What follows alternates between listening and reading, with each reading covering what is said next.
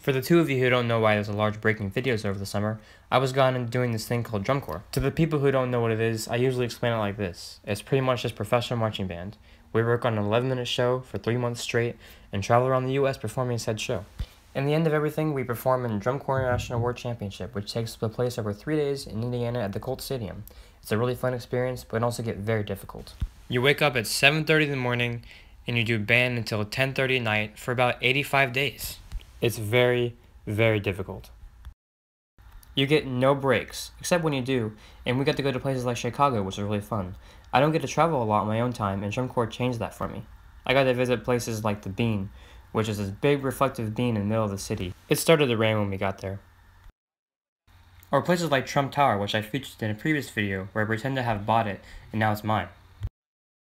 I just want to add while writing this video, I found a piece of turf on my computer, and I don't know how it got there considering I haven't been on a football field since August 11th. It just proves that it'll never leave you. Anyway, I want to tell you a story that happened during our time in spring training. It was the morning of our debut show, and we were in brass circle during brass rehearsal. In brass circle, we pretty much just work on exercises to build technique. Well, during this time, we were doing some playing loud exercises, and my friend Aiden, accidentally held over the release at the end of one of the excerpts, which is a big no-no.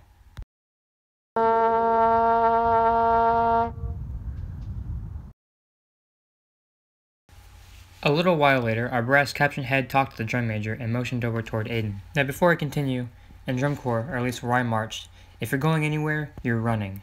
You're getting water, running. You're resetting, you're running. You're doing the closer, you're probably running. Our brass caption head then asked, who over in this direction held over? Aiden, scared out of his mind, raised his hand ever so slowly. Come here, demanded, as he did that little finger motion to say come here. Anybody who was anybody would have ran up to him, you know, as you do. But no, Aiden decided to walk as slow as humanly possible.